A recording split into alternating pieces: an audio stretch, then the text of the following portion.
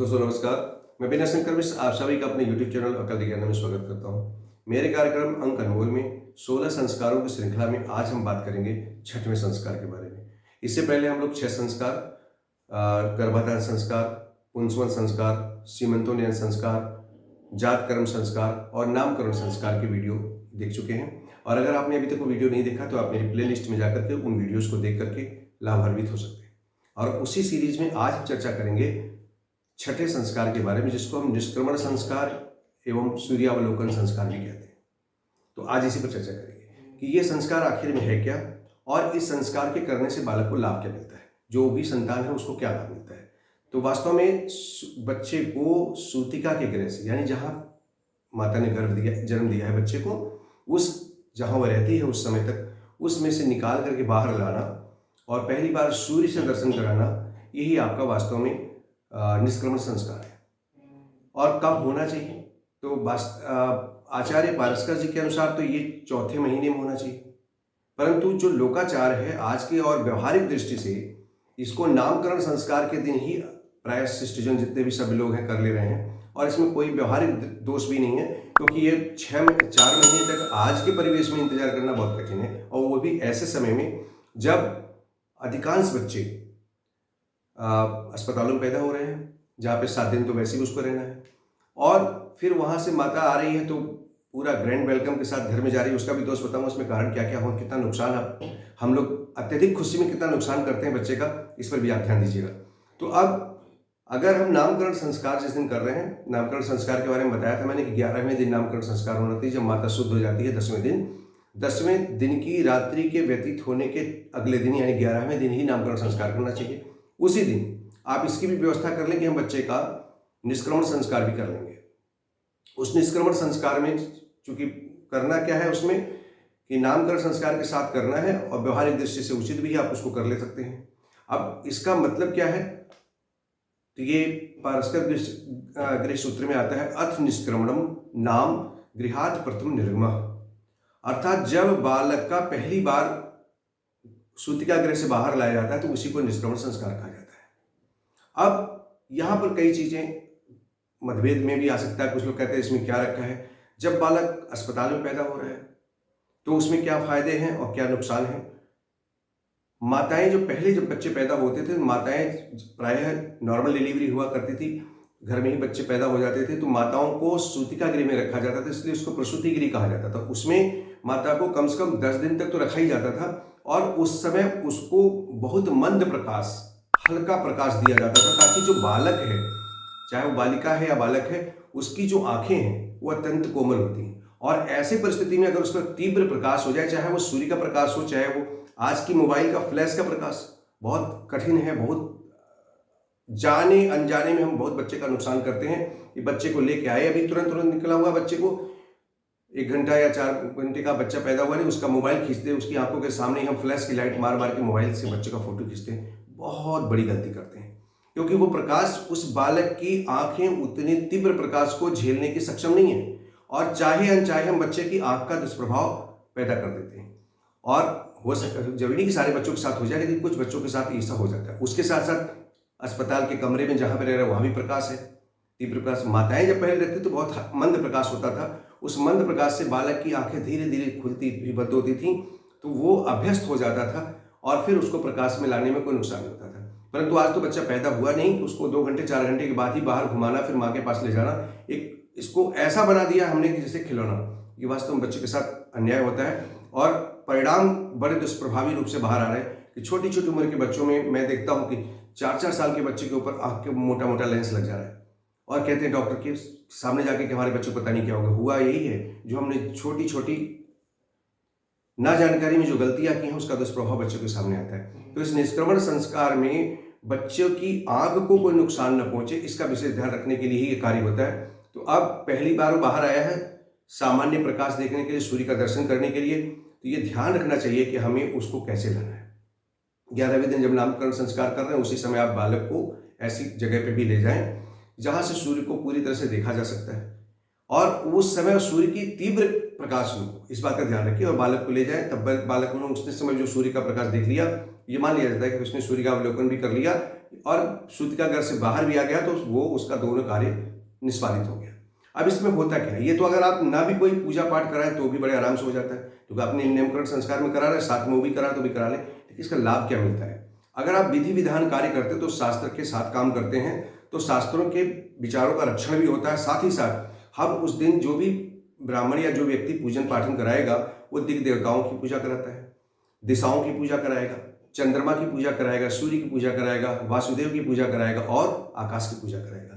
हम चतुर्दिक जितने भी दिग देवता हैं उन सब की पूजा करके बालक के लिए आशीर्वाद मांगते हैं ताकि बालक की आंखें स्वस्थ हो, वो भी स्वस्थ रहे।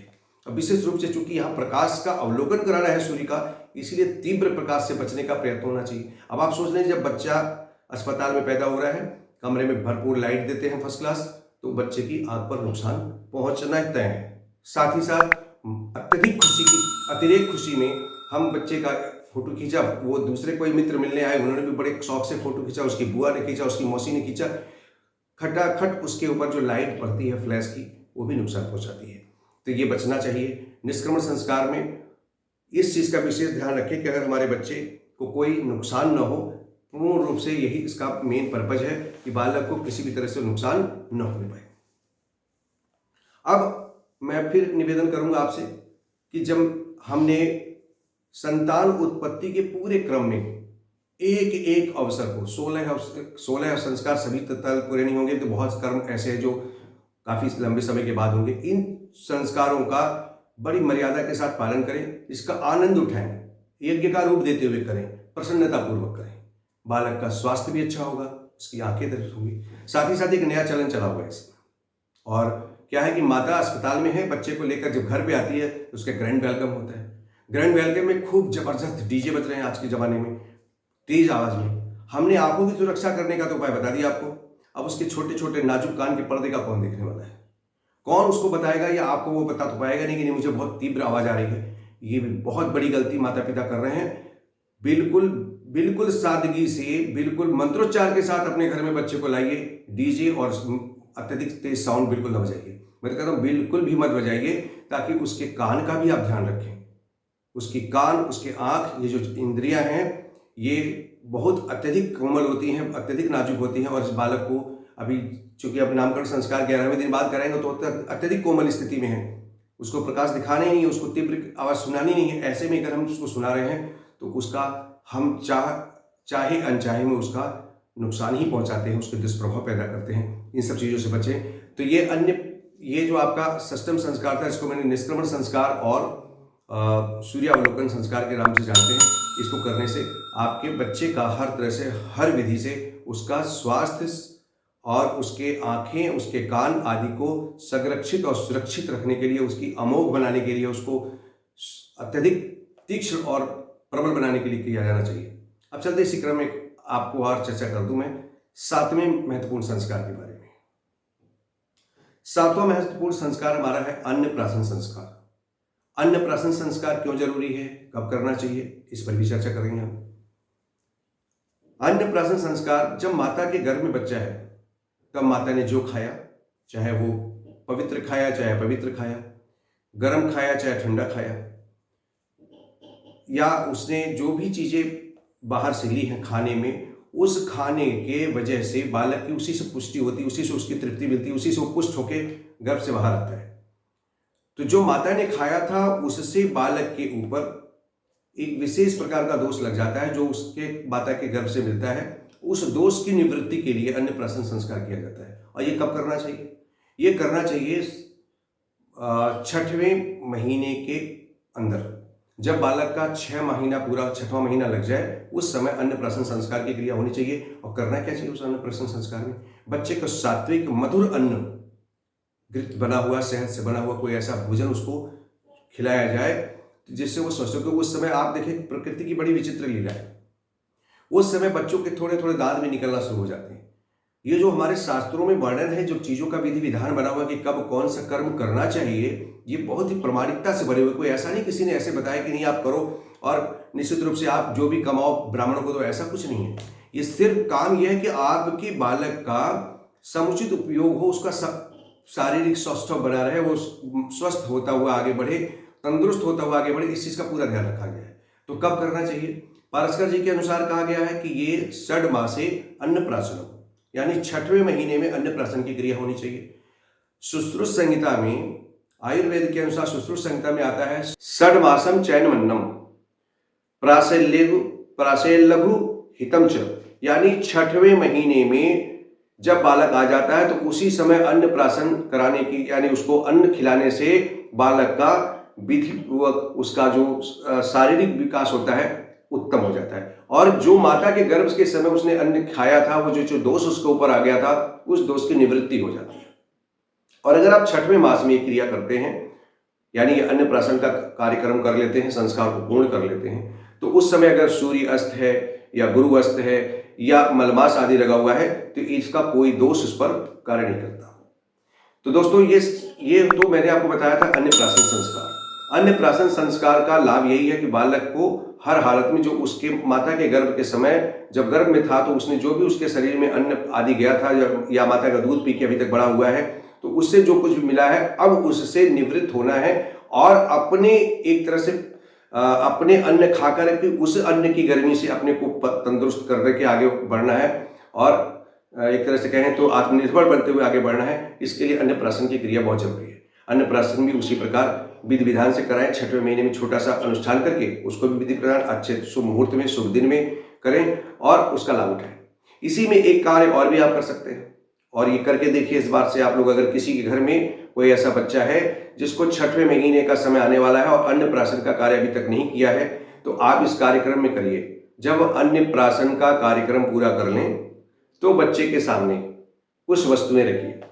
जैसे वो वस्तु हो सकती है आपकी किताब हो, शस्त्र हो। शस्त्र में अब यहाँ पे मैं नहीं कहूँगा कि आप रिवॉल्वर रख दें, आप वहाँ पे शस्त्र के रूप में चाकू रख सकते हैं, जो सब्जी काटने का है वो भी शस्त्र में ही आता है, अस्त्र शस्त्र में आप वो रख दें। लेखनी रख दें, वस्त्र रख दें, अन्न रख दें और भी शिल्प की वस्तुएं रखें। कुछ और 1-2 खिलौने भी रख सकते हैं, आप चाहें तो क्रिकेट की बॉल भी रख सकते हैं स्पोर्ट्स के हिसाब से, और उसको वहां पर प्रेम से छोड़ दें। वो उस समय जिस वस्तु को सबसे पहले छुएगा प्रायः उसके जीवन की जीविका उसी से चलती है। ये मेरा कथन नहीं है, ये जो ज्योतिष के हिसाब से और शास्त्रों से वर्णित है और ये बिल्कुल आजमाई हुई चीजें हैं। अब जरूरी नहीं कि अगर उसने कुछ ऐसा छू लिया बाद में वैसा ना बने, लेकिन निश्चित रूप से अधिकतर जीवन में उसके वो चीज हमेशा आगे रहेगी जिस चीज को पहले छू लेगा। तो अगर आप इस चीज को कर लेते तो और अच्छी बात है। इस प्रकार मैंने आज आपको 2 प्रमुख संस्कारों से अवगत कराया है। 6ठा संस्कार था अन्नप्राशन, 6ठा संस्कार मैंने बताया निष्क्रमण संस्कार और सूर्यावलोकन, और 7वां संस्कार बताया है मैंने आपको अन्नप्राशन संस्कार, जो कि 6वें महीने में होना चाहिए और 6ठे महीने में सर्व प्रचलित है और प्रायः सभी प्रमुख आचार्यों का मत यही कि 6ठे मास में कर लेना चाहिए। मैंने कुछ उदाहरण भी आपको दिए हैं। तो इस प्रकार अगर आप विधि विधान से शास्त्र सम्मत हंसी से खुशी से प्रसन्न होते हुए अपने बच्चे को जीवन में यज्ञ रूपी आगे एक एक कर्म करते जाएंगे, तो मैं दावे के साथ कह सकता हूँ, पूरे विश्वास के साथ कह सकता हूँ कि आपके बच्चे में वो गुण होगा कि उसके माता पिता को या उसके दादा दादी को वृद्धाश्रम जाने की आवश्यकता नहीं पड़ेगी। उसके माता पिता को वृद्धावस्था के समय ये इंतजार नहीं करना पड़ेगा कि अगर आप इन संस्कारों के साथ अपने बच्चों को, आप कोई एक व्यक्ति भी अगर इस वीडियो को देखकर अपने बच्चे का नियमानुसार कार्य करता हुआ चला चले, तो मैं दावे के साथ कह सकता हूँ उसका बेटा बहुत ही संस्कारी होगा। उसको जीवन में दुख नहीं देगा अपने माता पिता को, बड़ों की सेवा करेगा फिर वो, और आपके लिए आपके घर का रोल मॉडल होगा, समाज का रोल मॉडल बनेगा और देश के लिए भी कुछ कर गुजरेगा। तो इसीलिए जरूरी है कि संस्कारों के साथ आगे बढ़ें, अपने बच्चे को संस्कारी बनाएं और देश में एक अच्छा नागरिक दें। नमस्कार, जय हिंद, जय भारत।